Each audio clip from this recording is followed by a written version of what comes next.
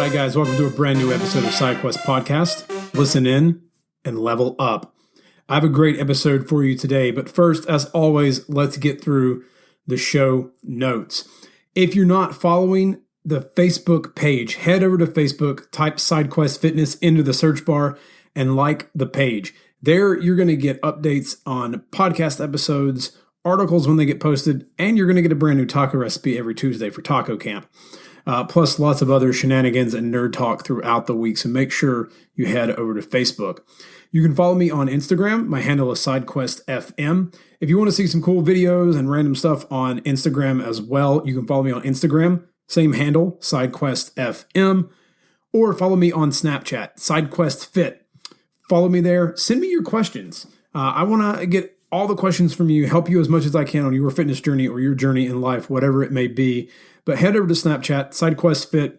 Follow me there. You get a little more personal, in-depth look at the shenanigans I get into throughout every day. But I do love getting questions from the community, so please send them out to me. If you have not left a review for the podcast, please head over to iTunes. If you're not listening on iTunes and you listen on SoundCloud or Stitcher, leave a review there as well. When you leave reviews, it helps me move up the charts on the iTunes store so that more people can see and hear the amazing guests that I've had on and have on each and every single week. So make sure you head over there. And don't forget, if you haven't picked up your copy of the 7 Principles of Fat Loss, head over to sidequestfitness.com/7 principles, and you can pick up your copy of the 7 Principles of Fat Loss. These are the same 7 principles I follow each and every day and teach my clients to help them shred away more body fat, unlock heroic strength, and just look better naked. So if you want to unlock strength or just look better naked in the mirror, head over again, grab those 7 principles of fat loss, and start following those today.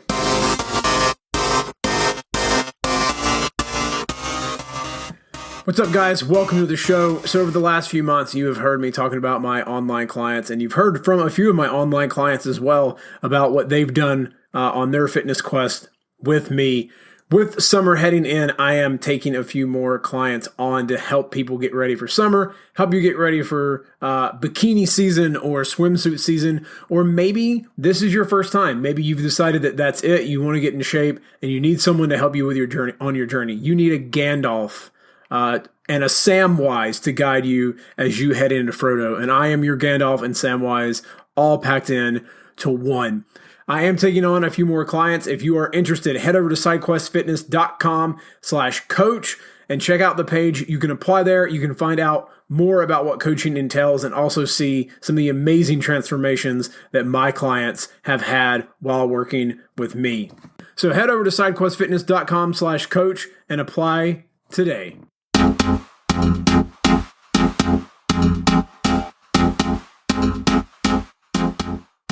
All right, guys, welcome to the show. I have a great show for you today. My boy Nick Sorrell returns to the podcast, comes back, and guys, get ready. He lights this motherfucker on fire. There is so much great stuff in this episode, and I'm going to be honest, you're going to get burned on this one. There's going to be some hard truths that come out. At the end, Nick he lets it go. He gives you the hard truth.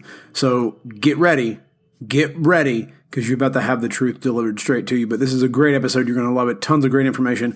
We dive into some really, really deep stuff. But the end, man, the end is where the fire is at. So get ready.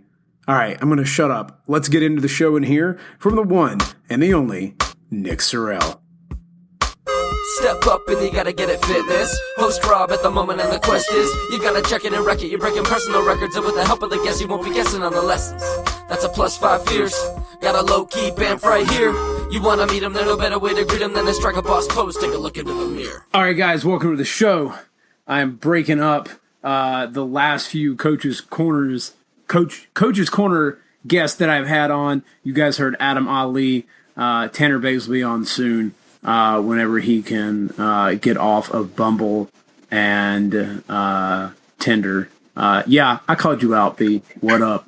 But I got my boy Nick Sorrell back on the show, and I still butchered your last name, or did I finally get it right? No, you drilled it that time. Yes! Yeah, you got it. Yeah! I was going to make another Tanner bait. All this time. We've been friends for like 2 years now, and you finally got it. I think I psyched myself out for so long because like I would hear you say it and then I would say it and you were like, yeah. And then in the back of my mind, I'd be like, no, you're going to fuck it up. No, you're going to fuck it up. You're going to fuck it up. And then I fucked it up. Do you have anything like that, Nick? Yeah. Like you have something that like you're sort of new to doing and you almost psych yourself out of it? No, like not right off the top of my head, but I know like you definitely have those things like where you've done it a million times, or maybe you've done it a million times before. It's been a while, like, and you go to redo it and you just overthink shit. It's like when you go talk to a girl, you know what I'm saying? And then you sound illiterate all of a sudden, like. Yeah. Just because, I don't know, you psych yourself up.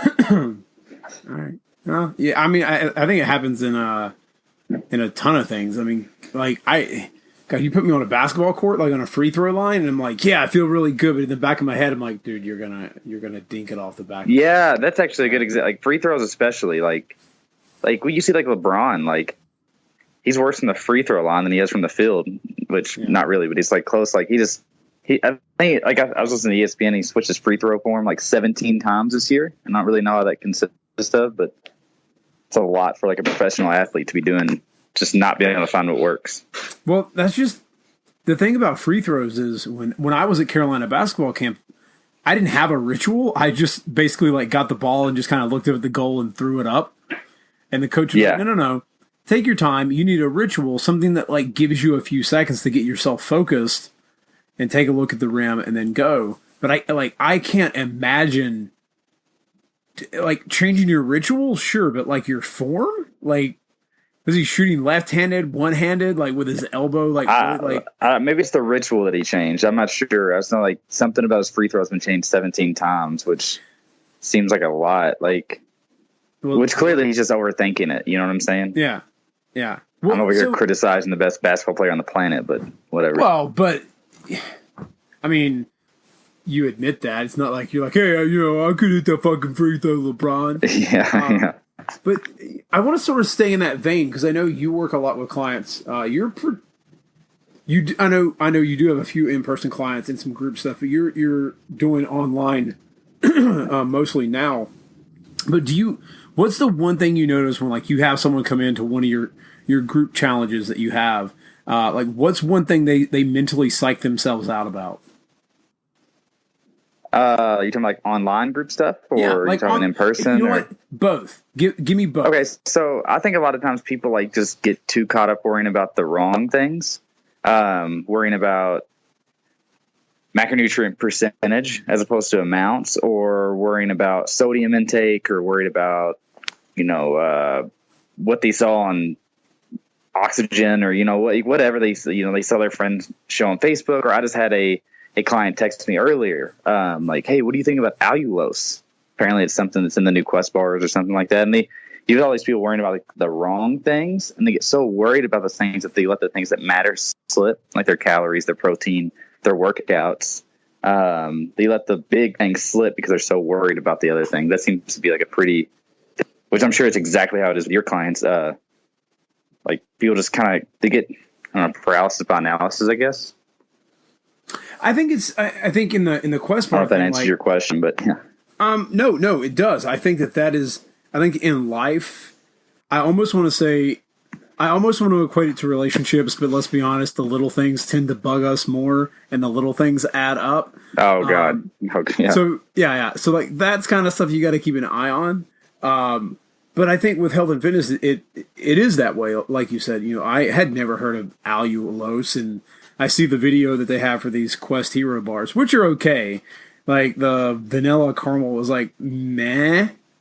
Like it wasn't awful, but I was he said that he tasted good, but like then I saw your Instagram story. You gave it like a 6.5 out of 10 or something. Well, yeah, if you're going to call yourself a fucking candy bar, like you better bring your A game.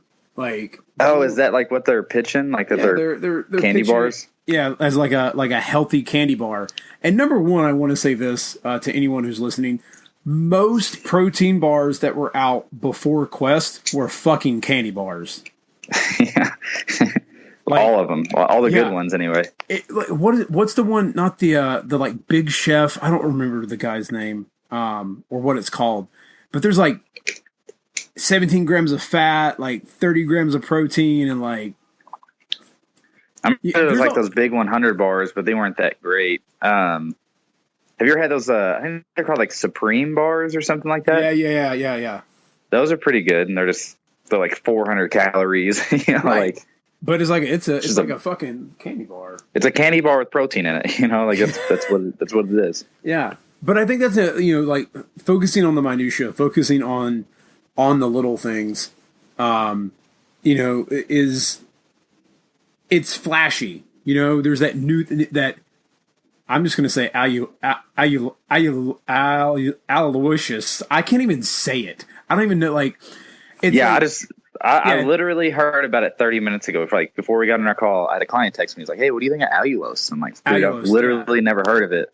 So I Googled it, examine.com, and it didn't pop up.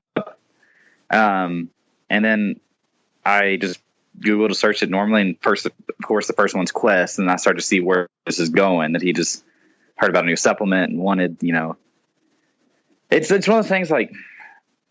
A lot of times, like the things that sound like too good to be true, like kind of are.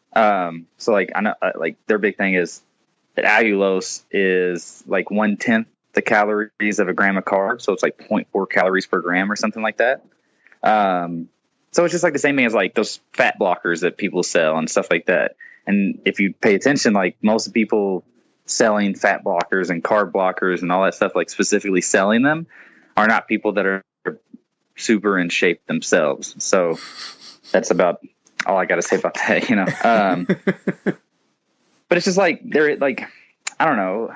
It's like paralysis by analysis partially, because people do want to do the right stuff and they don't want to waste their time and they do want to get to where they want to be. But I think it's also like kind of people just like not wanting to like go after the things that matter. Like they don't want to like fight the resistance. To quote Star Wars, I don't know if it's a quote from Star Wars, but they just don't. I don't know. They want the easy way out. We'll take it from the word of art. Stephen Pressel. No, it's not. It's not, because I think the thing that because I get questions all the time about stuff, and that's sort of, we don't have an information, a lack of information. Like, information is out there. What we have is a lack of action. So if you're listening to this right now and you've been struggling and you're like, oh, but this, no. Look, we can tell you that get your calories right, take your body weight, multiply it by 10. That's the calories that you need in a day. Track it in MyFitnessPal, and keep your protein at like 1 gram per pound of body weight. Or for men, start at 150 grams. Ladies, start at like 100 to 110. It's going to be a challenge for you to get there, but just start there. Do those things. That's what matters. Stop worrying about a fat burner, aloysius, the new thing, or whatever the fuck it's called, allulose. Stop worrying. Like, all those small things don't matter. You're trying to take a pebble and throw a pebble at a mountain to knock it down, when what you need to do is just climb the fucking mountain and then move to the next thing. Yeah, it's not information that you need more of. You need more action. So take some steps. Yeah, it's totally more. And I think that goes to anything in life. Like, I had a friend text me, and I love him, but he's one of those people that can he's been spinning his wheels a lot since he graduated high school. So he goes to college and he keeps switching his major, and he keeps changing around the sport that he's pursuing. And then he joins the National Guard, and he falls out of a career, and he's like one of those guys that's like, you talk to him, he's like, man, I just can't find my passion and stuff like that. And I think that's kind of like how all stuff is. Like, people get so caught up trying to find the pretty storybook Disney type stuff that they don't just pull the trigger on something. And that's what I told him. Like, at a certain point, you just got to pull the trigger and just do something. Worst case scenario, it doesn't work, and then you try something else. But best case scenario, it does work, and you're not sitting there spinning your wheels anymore, feeling lost or wasting your time or whatever. Yeah. Yeah. Nick, is there anything you've been spinning your wheels on lately? Lately, I've been in a good spot lately. I'm one of those guys that I do typically else. But here lately I'm doing well. There for like a year or so, like I let my own personal fitness kind of like, I would start and stop and, decide to start on Monday or decide, whatever, like self-justify things. So like my own fitness, I kind of actually let like slip there for a little while. And it got to the point where like, I don't know, like I kind of started to like revert back into bad habits. Cause for any of your listeners don't know, like I used to be a lot bigger. I lost 100 pounds. I weighed 270 pounds when I graduated high school. And I started to feel a lot of those same habits kind of slip into like fall back into place. And as they fell into place, I started to get a lot of those same poor feelings, like poor self-image, And I don't know. I got to the point, which I'm getting completely sidetracked here, but I got to the point where like I decided like I did not want those things. And here in the last month or so, like I've been doing really well as far as like just getting back on track and like not even like crushing it, just doing the things needed to slowly get back into it and to feel better. And what's crazy is like I was so reluctant like to deal with all the suck of it all, like the whole being hungry and being sore, or just in my business, like working hard and being tired and exhausted, mentally drained. But despite all that, despite the fact that it has kind of stuck, like I just feel so much better since I've gotten back on track with all that. What for you was the point that got you back on track? Like what fired you up and got you back into it?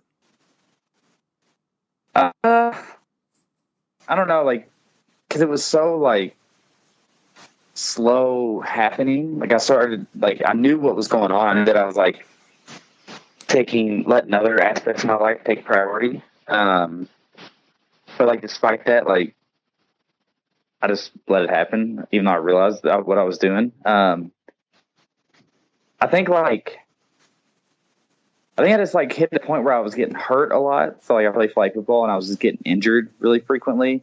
And then we did so at this gym that I coach at, we did like a promo video or something like that. And seeing the video, like I was not as in shape as the other guys. And like, I think like that was really just like, okay, like I don't want to be that, you know what I'm saying? Like, I don't want to be that a shape personal trainer. I don't want to be that. So like, and like, I don't know, like it's weird, like me just even talking about this just because like it goes like hand in hand with my job. Like, dude, you're a trainer, like a coach, like how are you going to let yourself do that? But I think it's just one of those things that like this fitness stuff like is hard. I wonder how long you, cause I've read them for years, but like it happened. Like I did, like life happened, you know what I'm saying? And I don't know, it's not,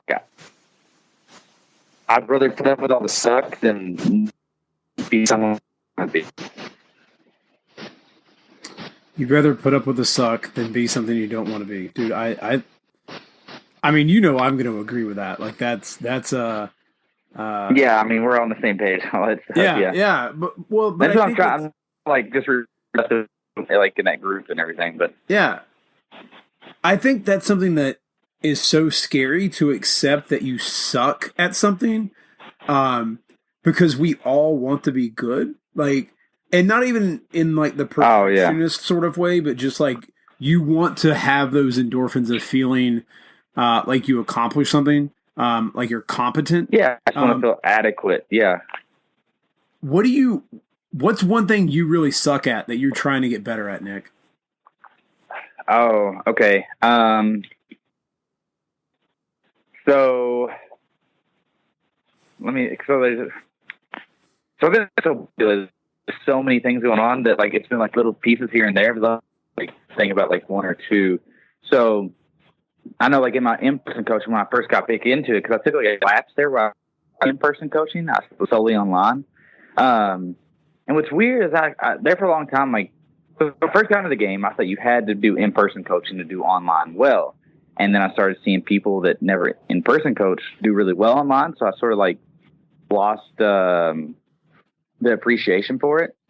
After taking the time off and coming back to it, I realized like there is a distinct edge you get by coaching in person, specifically with like cueing, like teaching people how to move correctly, taking the idea, like what's in your head as far as like what they should be doing and teaching them how to do that, like making that the same thing.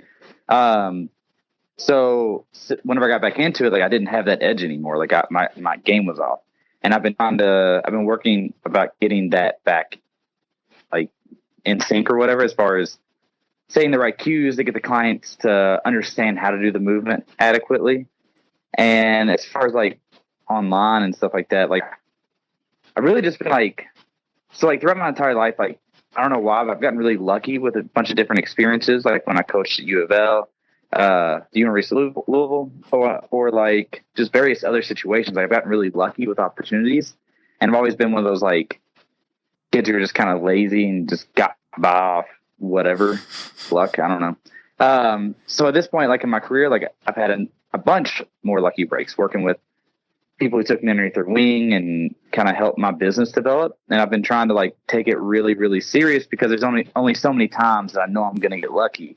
So I'm trying to take this time and not waste it. Cause I can't like, I would hate myself if I wasted it. And then another opportunity just never came because I've gotten so many and just pissed them down the drain. You know what I'm saying?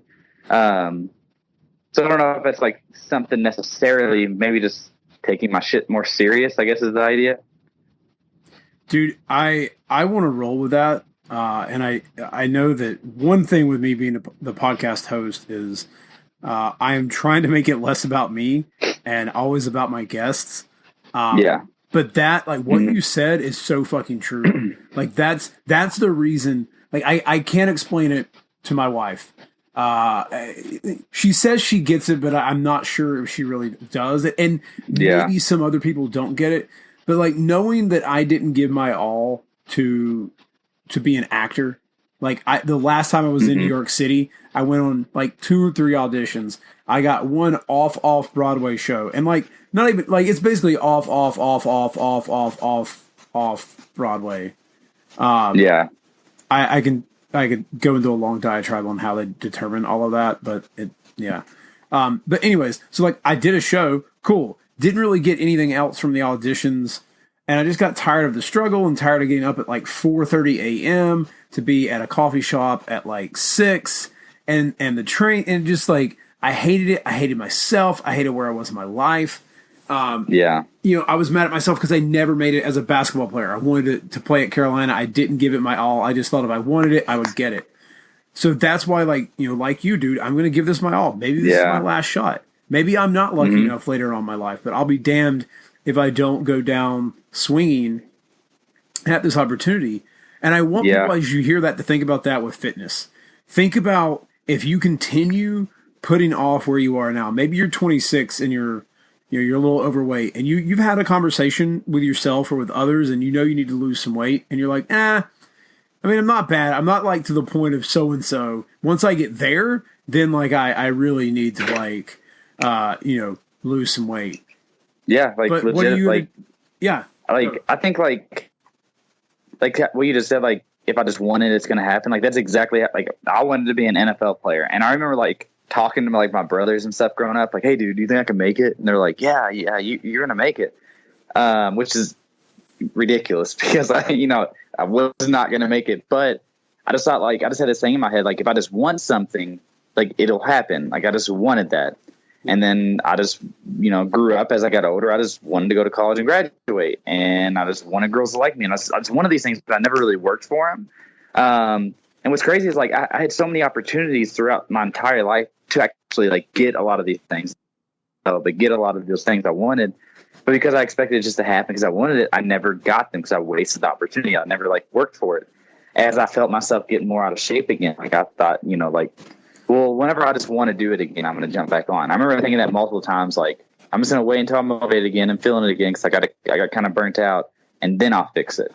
And it never really came until, like I said, I saw myself in a video and I was like, holy fuck, like I got to fix this. Like, and I had to take action, like, even though like it's not necessarily that I wanted to take action. It's just like it was the only way. It was either that or to end up in some place I didn't want to be. Yeah. And that's like, I don't know, like, exactly what you're saying. Like, I don't know, that whole wanting thing's interesting because I think a lot of people do that. Like, they want something, like my buddy who I was talking about earlier that, keeps spinning his wheels and can't pull the trigger on anything. Like, he just wants something to grab him by the balls and be his passion. Like, oh, I found this thing and I'm so passionate about it. Like, and I think that's like, I think you can be passionate about anything that you work hard for. And I think that's why like a lot of guys get so caught up in these girls that like friend zone them and stuff like that. Like they're not in love. The girl keeps saying no, I have to work, and they get all fucking passionate about it. Like I think you'd be passionate about anything that you're good at and anything that you work hard at. But people don't ever want to work hard. They just like want these things. And I'm saying people like on a broad spectrum. I know it's not everybody, but apparently it was me, and it sounds like it was you at certain points too. So I think there's a lot to that, like the whole, like, just because you want something does not mean it's going to happen at all. Yeah. Yeah, dude. And it's, you know, that's, God damn it. Fuck you, Mick Jagger, M. Jagger. Like that was a big inspiration. So funny story about getting what you want. And that's in that song, and why that lyric sort of inspired that article that I put up on the 9 things you want out of diet and exercise that you won't get. Before I went to try out for middle school basketball, which I felt I had a really good chance of making the team. I had grown up playing Little League with all the guys who were like expected to make the team. Like we all were on like either the same team or like the 2 best teams that met in the championship game all the time. So I knew those guys. I played against those guys. And 2 songs within the hour that I was supposed to go try out came on the radio. You Can't Always Get What You Want by the Rolling Stones. Mm-hmm. And me being a very impressionable like teenager was like, no, it's a sign from heaven. And on the way, literally in the car on the way to my tryout, Unanswered Prayers by Garth Brooks. And I'm just like, God damn it. You know what? I'm not going to get it. I'm not going to get it. And I immediately went into that thinking I'm not going to get this. And just like we mentioned when we started the podcast, like it was already in my brain. Like I wasn't going to make the team. I wasn't going to make the team because I had already decided I wasn't going to make the team. And I know we've both had clients where like, or friends who come to us with this thing. They're like, oh man, I want this thing. And they're like, yeah, but I don't think I can do it. Right there. You just put a limiting behavior on yourself. Yeah. I can't lose this 30 pounds. You know what? Yeah, you're right. Mm-hmm. You can't, because what you tell yourself, whether you can or you can't, is exactly what you're going to get out of it. Yeah, it's really true. You hear it all the time. Like people like, well, I was going to, then I got stressed, or I started running late and I picked up McDonald's, or I had something come up, or what, like they start making all these things, and like it doesn't matter, like, you know what I'm saying, like, because no one's like that fucking busy, you know what I'm saying, like to where they can't. But if you want something, like, it happens. I don't know, we talked earlier, like I mentioned the group, like I think a lot of like overweight people stay that way because they don't hate it enough. You know what I'm saying? Like they're actually like okay with it. Like they don't like it, but they're okay enough with it, or it's going to happen. It's the people who actually like are not okay with it that make something happen, which goes in the face of what, you know, where a lot of people push. But like you talk to anyone that changes anything, like really changes their physique, body, their life, whatever, like they did not like where they were at. Mm-hmm. You never hear like, well, I like being fat, but I figured why not? I'll lose 100 pounds. Like it doesn't happen like that. And it's pretty and it's nice. And like, if you are happy like that, you know, like sure, whatever.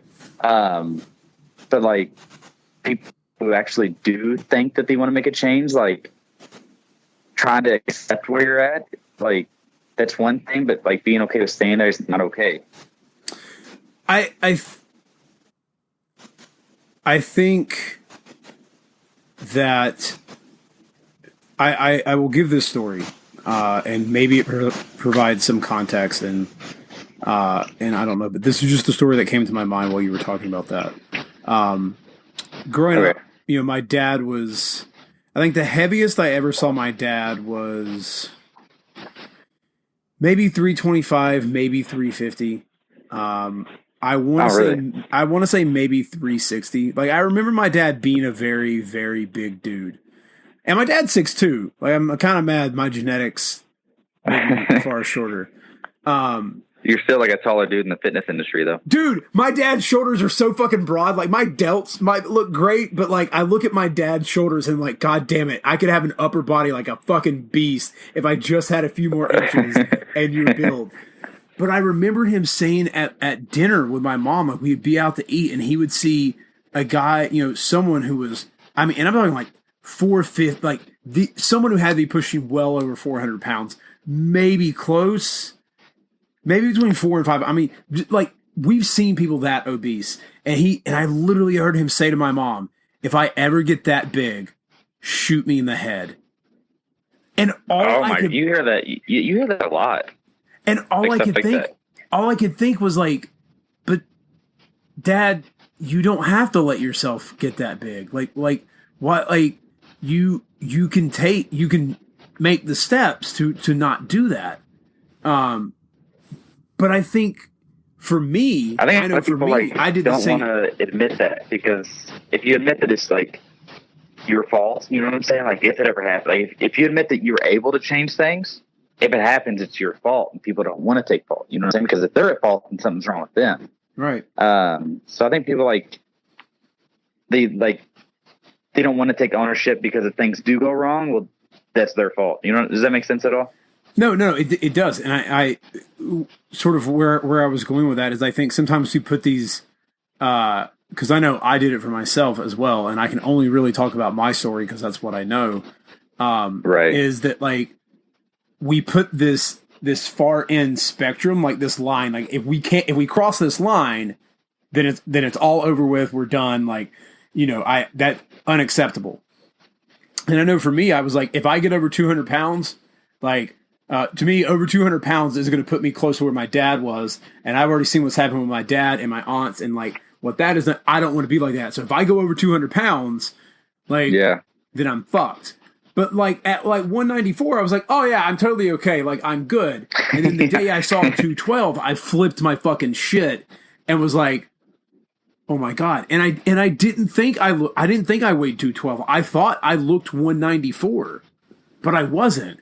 And I think so many times and I can only say in my past, and I say we generally, but I do think a lot of people put this thing of like, well, I'm not there yet, so like I don't need to clean up my act. I mean, how many times have we had, people in our families who doctors have told them, if you don't stop smoking, oh, well, I only smoke a pack a day. My friend Roger smokes like 2 packs a day. Like, I'm not a 2-pack a day smoker. And then the 1-pack a day smoker is the guy who gets lung cancer, and the 2-pack a day smoker lives till he's 75. And then everyone wants to use the 75-year-old 2-pack a day smoker as like, the outlier for. Well, it's like a justification thing, which we all do. Every single person does it. It's just one of those things that you reach for to validate. You know what I'm saying? Mm-hmm. And by using like an outlier, an extreme, or whatever, like we're able to like feel better subconsciously or whatever about whatever we're doing. And you see it like at a complex level, and you see it like at a real simplistic, should be obvious level as far as like the smoking or weight loss or whatever. Yeah. I sort of want to, because I think, we, in our group, me, you, and Tanner, and Adam, we talk a lot about fighting the dragon. And that's the thing, is like, that's a dragon people are afraid to face because, it's like, the dragon is in another village. Like he's fucking up another village, but he hasn't got to their village yet. It's sort of like, it's like all the, the I want to say, it was sort of like certain people didn't want to fight countries for a while. And I'm thinking in history, and I'm trying to think of, I want to say Sparta and Persia. But like the Persians are moving in. They're like taking over some like, Greek cities, but they're not like Spartan cities. They're like, other Greek cities. They're like, man, whatever. They're over there. They're not going to fuck with us. And then as soon as they start threatening them, like they kick up into action. But I think a lot of people are afraid to fight those demons. What is something you would say to someone? Well, have you ever seen like? Go ahead. Have you heard that or watched that? There's a JP video where he tells a story about like a kid telling his mom about a dragon. Have you ever heard that? Yeah. Do you remember it? Yeah. So it kind of went like, so there's like this little bitty dragon, and the kid goes and tells his mom, "Hey, mom, like, house." She, "No, son, there's not a dragon." So the dragon gets a little bit bigger, and like pretty much like the long story short is like he keeps telling her that there's a dragon. She's like, no, dragons are real. It can't be there. Like, it's not a problem. It's not real. And the dragon just keeps growing and growing and growing until like it's bigger than the house that they're in. And finally she's like, like, oh yeah, there's a dragon there. Like, it's one of those things that, like, if you keep, like, the longer you put off addressing the dragon, whatever the dragon is, your problem, the bigger it gets until it's so big that you can't deal with it. You know what I'm saying? Like, at that point, it's engulfed you. It's ate you, That's kind of like the long story short. And I think a lot of people do that. Like they just try to, like, ignore it or whatever. So JP talks a lot about, like, bills, and I think that's a really good example because it's exactly what happens with them. Where you try to, like, ignore the bill, like, oh, I'll get it later. And what was like a $10 bill ends up turning into some kind of crazy, like, $300, $400 fee because you just kept ignoring it until it grew into something that, hit your wallet hard, So I think that's kind of like how a lot of that stuff works. People just try and ignore it. They try and feel better, or they go to whatever, like, makes them feel better, which a lot of times is whatever makes them feel better is exactly what's causing the problem in the first place. And it just, like, it's like this real vicious cycle until it gets so big that it just destroys you, is like, Yeah. I mean, you have that experience where, like, you kind of fell off the wagon for a little while. And I use that term colloquially. That is a really fucking hard word for me to say. I don't know why. Yeah, that sounds terrible. Yeah. I had a speech impediment as a kid, so there were still certain things that I think my brain, even like 30 years later, is just kind of like, wow, this is a weird thing. But, like, it's like whenever you're trying to spell a word, you can't spell it right, so you replace the word with a new word, Oh, like fucking calendar? I swear to God, I can never spell calendar. Like, every time in an email, I'm like, I'm sitting to Google calendar. Dude, receive, L-A-N. I always fuck receive and guarantee. Always. Oh, receive and receipt? Yeah, it's fucking, because aren't they the two... Right. What's like that I before C, that rule that actually isn't a rule. Like, it's wrong 70% of the time or some shit. Yeah. Yeah.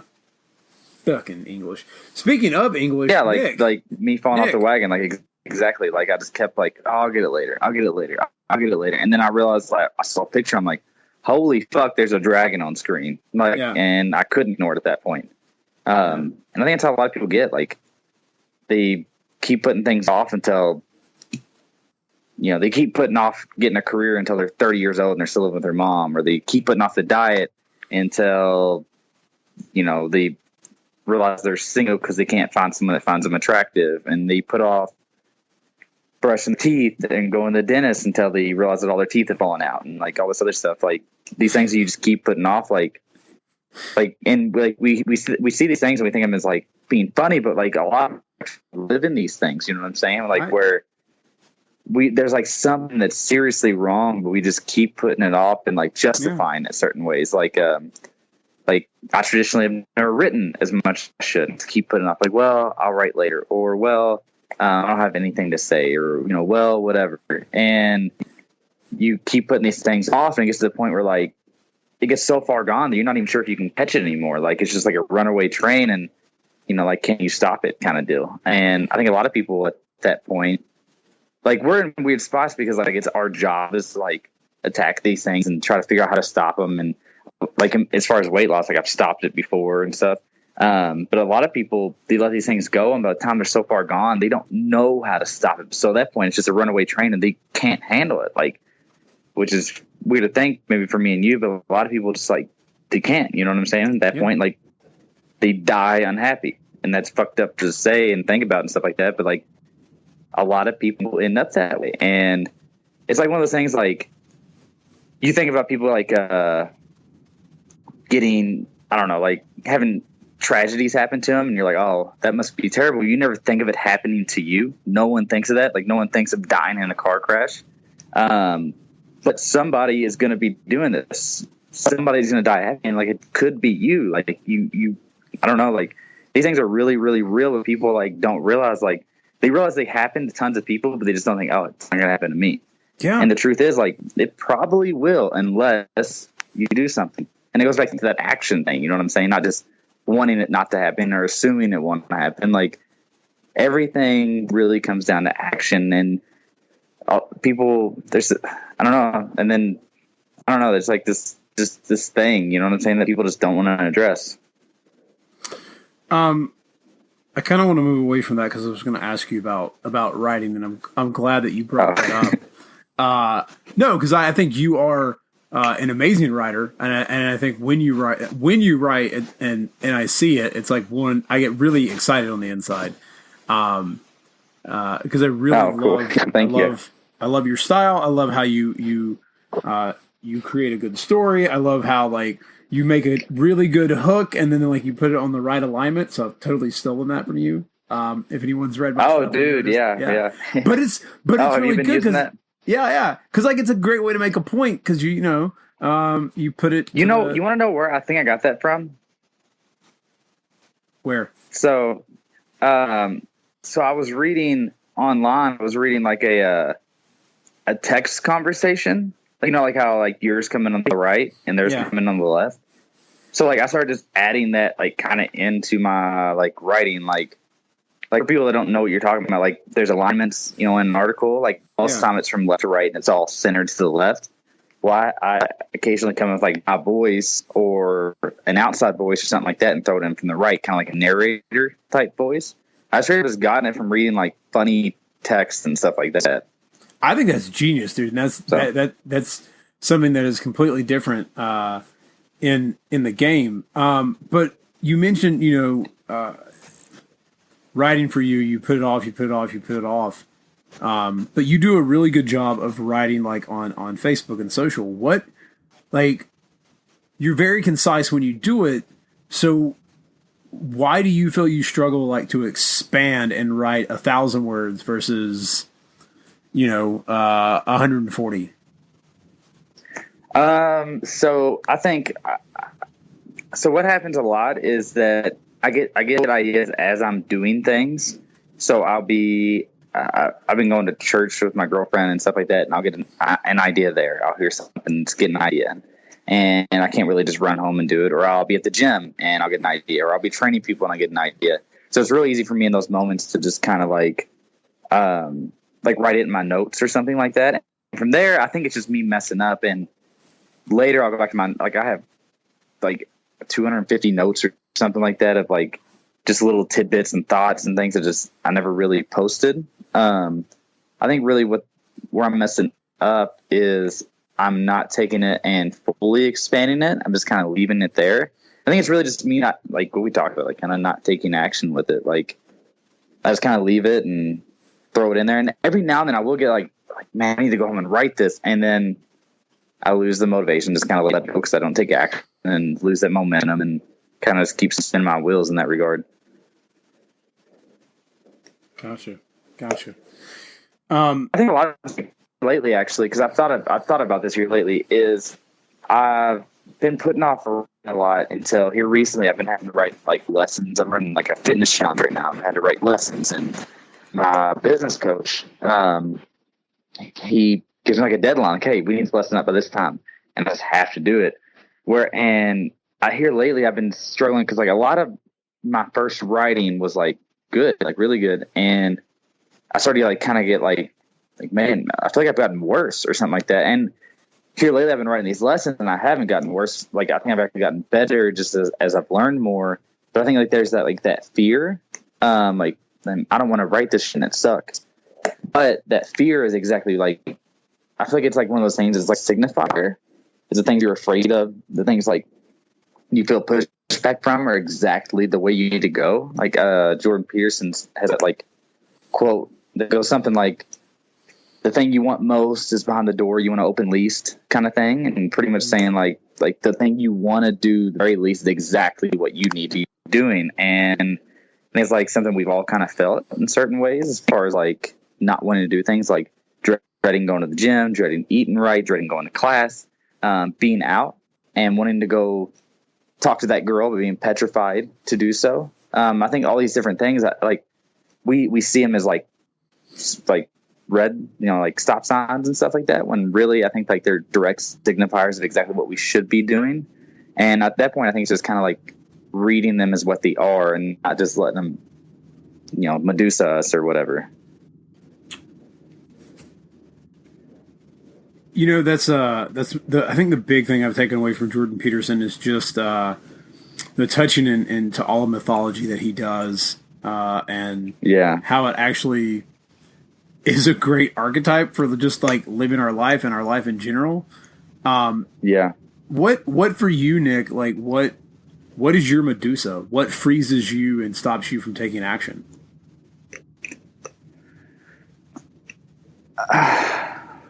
I think, let me think about it. So I think part of it's like trying and like, so I want these things. Like I'm kind of like a dreamer by nature, which I think is not a good thing. At least traditionally for me. So I have all these ideas and big aspirations and this and that. And I think maybe subconsciously, and like I'm not really sure, but I've thought about this a little bit. Like I think maybe my Medusa, the thing that freezes me is like I don't want to like take the shot and like realize like, oh shit, like I'm actually not going to succeed the way I want to, or I'm actually not going to do this or not going to do that. Like it was all really just like a false dream. I think maybe that's what freezes me. I think maybe that's what freezes a lot of people. Is that you're afraid it's a false dream and that it's not really what you should be going for? Exactly. Like, man, I'm going to make it doing this, or I'm going to be able to do that. And then you try and you're like, oh fuck, like I'm actually not, you know what I'm saying? Yeah. I think like, I don't know, like, I guess like afraid of failure, but like not even just failure, just like not doing what I hope to do. It's like if you like, I know like you wanted to be a basketball player and all that stuff. Like if like you had these big aspirations and stuff like that, and you went to try for the team, and you realize like, oh fuck, I suck at basketball. Like holy shit, like that kind of thing. Not that you suck, you're a good basketball player, but well, I wasn't. I wasn't as great as I could have been because all I want, like I thought the simple act of wanting something and being a good boy, and not being, dotting my I's and crossing my T's and saying my prayers and doing all of that would like get me what I wanted. Like God would smile upon me and give me that gift. But like, you can't just want something.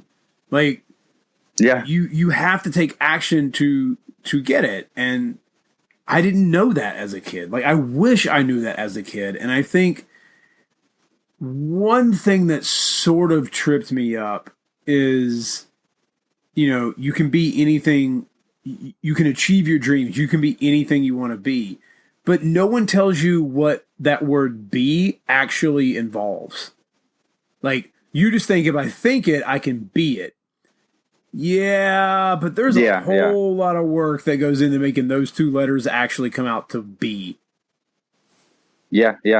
That was the deepest thing for sure. I've like in a long time. People don't want like, that's what kind of like people think they want to like be fit, or I keep talking about fitness just because that's like what we do, and I know like we actually talk about a lot more than that. But people want to be fit or whatever, but like they actually don't. Like, or I guess they do, but they don't want to like actually be it, like you were talking about. So like they want to have like a six pack or whatever, but they don't want to like be hungry, and they don't really want to go to the gym, and they don't really want to do that stuff over and over and over and over.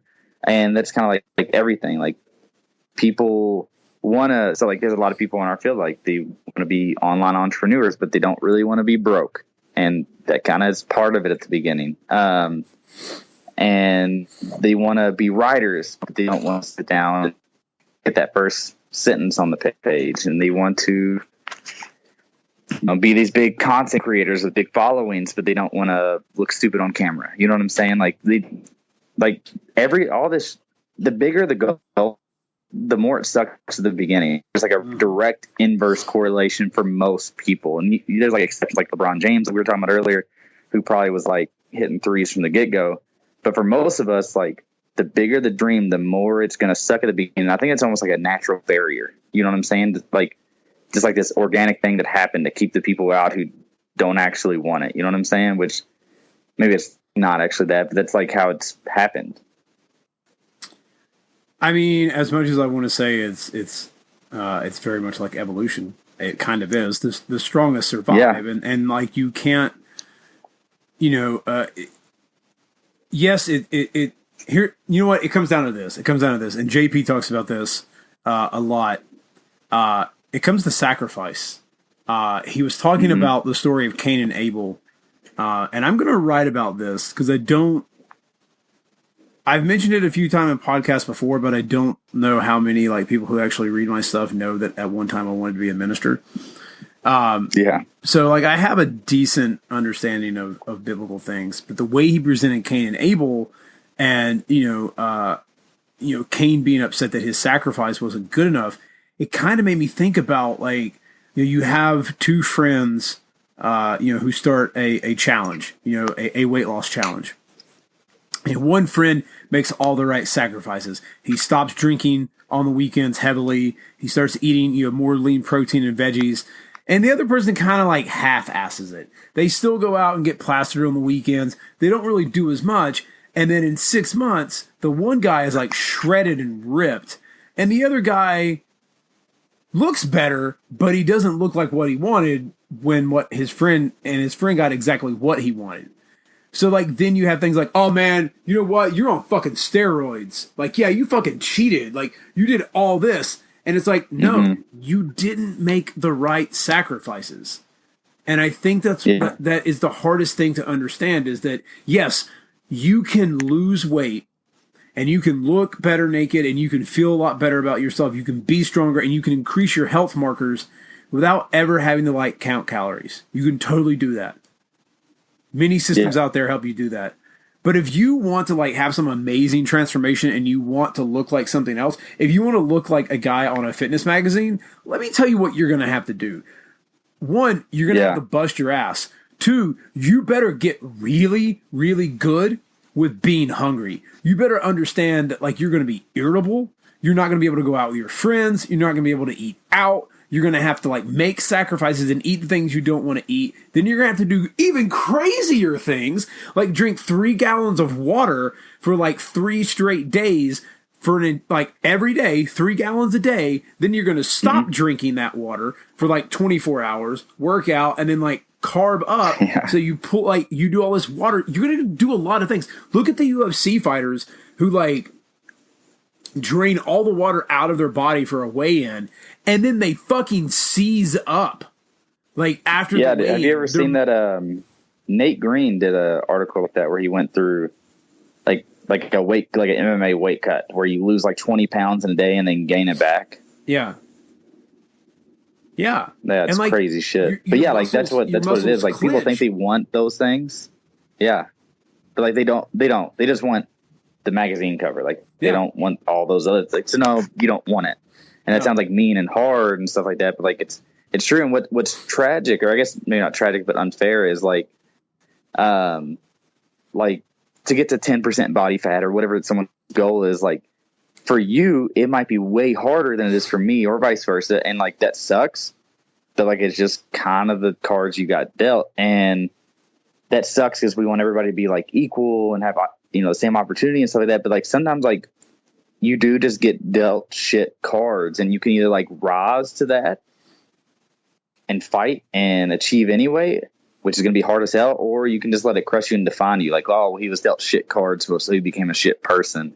And that's not like a pretty thing, but like it's what the fuck happens, I'm going to say this because JP said it in his Maps of Meaning course, and it's something that has stuck with me, and it applies to this right here.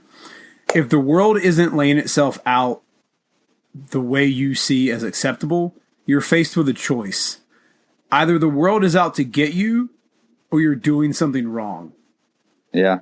I don't think we live in a world where the world is out to get you. Now, yes, obviously throughout like history, like nature's going to do its thing. Like we've learned to cope and survive with that, which is why we have survived as long as we have. But you're going to blame genetics. Oh, genetics is out to get me. Genetics is making it possible. It is making it impossible. I said that for the longest time. But you know what? I will never have a 6-pack if I have to give up a 6-pack. Well, you know what? I didn't actually really want a six pack that much, obviously. I wanted that look, but I didn't want to make the sacrifices. And I thought for years, well, my dad's overweight and obese. My aunt is the same way. My other aunt's the same way. My grandmother was like that for a long time. My grandfather is a skinny rail, but that's because I think he was injected with like secret CIA serum that just made him a fucking superhero. I'm not kidding. He was in the CIA. The dude could give me a 25-yard head start and catch up to me when I was like 8 years old, and he was like 50. It's fucking ridiculous. That's crazy. I think that stuff's like. Well, go ahead. No, you go ahead. You're like, so like with your clients, like I'll say with mine, and I'll ask you if yours are the same, but like with my most successful clients, it wasn't the tools that I gave them, and it wasn't just them having a free lifestyle or tons of money to afford coaching. All right, guys, sorry about that. I had a technical difficulty with Skype, but Nick, I want you to finish that thought. So, okay, yeah, but yeah. So the X factor, it seems like with people who make changes and stuff like that, it isn't the clients that have I'm like paraphrasing now because I feel like I just talked about it, but it is the X factor isn't like the clients that like have the money to afford coaching. It isn't the people who have like the really free lifestyle and low stress and don't work a ton of hours and the ones with good genetics. It seems like a lot of times the people who make the changes are the people that decide to fight and decide to make the change and stuff like that. So like a lot of times, like people, like I almost feel like there's like this like imposter syndrome. Sometimes people are like, because I typically get good results with my clients, I've gotten lucky to get a lot of people that want to make the change. So I want to ask you, like, do you feel like that's like the same as like a lot of your clients that have made the change? Do you think it's just them actually attacking it? I think some people have reached a point where there's no going back. They've hit rock bottom. Some people will not hit rock. Yeah. Their rock bottom is the moment a doctor tells them, if you do not lose weight and get your health in check and exercise, you will have a heart attack and you will not be at your daughter or your granddaughter's wedding. Like that's the shit that like some people will not do until they hit rock bottom. For some, that may be too late. And for some at that point, they're going to say, I don't care, whatever. I'm just going to keep living. My grandfather was like this and he was fine. Because they're going to think it can't happen to them. Yeah. I don't wonder. But I think for many people, many of them do hit rock bottom. Many of them are coming at a time when they're ready to make a change and they think it's going to be easier, and it turns out to be a little bit harder than they thought. And for them, it's a longer process. I will tell most people, they're like, I want to have a transformation in 4 months. Okay, cool. Well, here's what I'm going to tell you. You can have a great transformation in 4 months. I don't know what it can be, but the one you probably want, unless you want to like be a hermit and live in your room by yourself and eat chicken, rice, and broccoli every day, and you can do that, you might want to extend that to about 8 months. Really, according to some literature, you might want to extend that to about a year. But yeah, it's hard for people to understand that life is going to come up and sucker punch you at times and knock you off your route on your journey. I think the X factor for some people is just that, I'm done. I want to do this. I'm ready to go. And they give it their all. Yeah.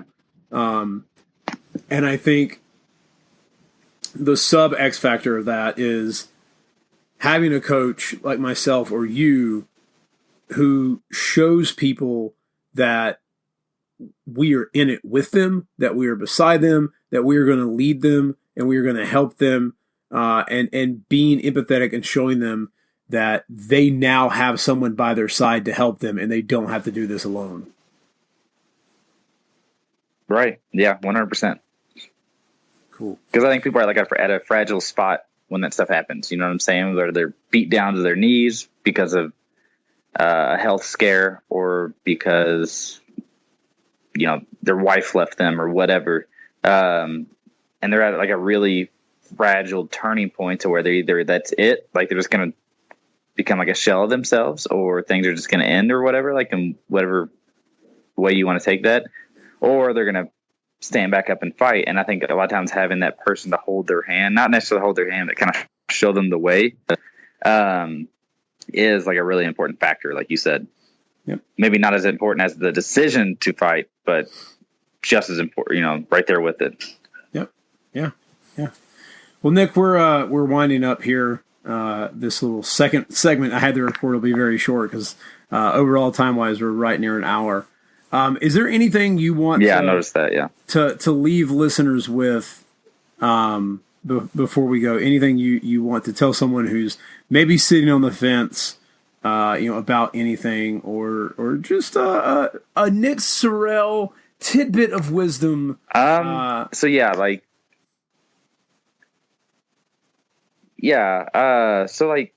think like a big thing that people need to realize is like wherever you're at in life, more or less, it's kind of your fault. And that's either like the worst news possible or it's the best news possible. And I think that's something like people just really need to grasp, and they can either stay there or they can go somewhere else. But it really kind of falls on their shoulders, and it's not that easy, but at the same time, it kind of is. Yeah. You have many things can happen to you in life that you do not have a choice in. I don't have a choice if, I'm driving to work and a car comes careening across lanes of traffic and hits me head on. Mm-hmm. I'm driving to work. Someone made a choice, or someone, like, some shit happened and that happened. And maybe I'm in an accident, or maybe, for me, it was my relationship with my father growing up. I hated him. I loathed him. I did not want to be like him. And in part, I had to realize that much of my suffering came from the fact that I was choosing to hate him and not make different choices. I was choosing to hate the parts of me that were influenced by him.